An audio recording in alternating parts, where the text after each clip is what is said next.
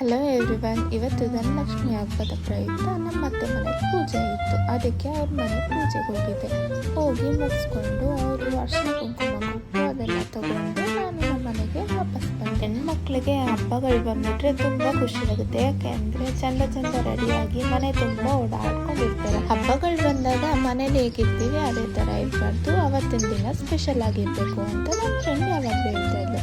ಅವಳನ್ನ ನಾನು ಇವಾಗ ನೆನಪಿಸ್ಕೊತಾ ಇದ್ದೆ. ಅವಳ ಹೆಸರು ನೀವಿ.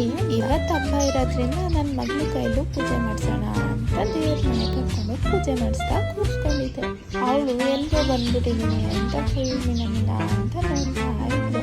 ಆ ಕಡೆ ಈ ಕಡೆ ನೋಡ್ಕೊಂಡು ಕೂತಿದ್ಲು. ನಮ್ಮ ಮನೇಲಿ ದೇವ್ರ ಪೂಜೆ ಎಲ್ಲ ಮಾಡೋದು ಕಮ್ಮಿನೇ. ಯಾವಾಗಲೂ ನಮ್ಮ ಅಮ್ಮನೇ ದೇವ್ರ ಮನೆಯೆಲ್ಲ ಕ್ಲೀನ್ ಮಾಡಿ ಪೂಜೆ ಮಾಡೋದು.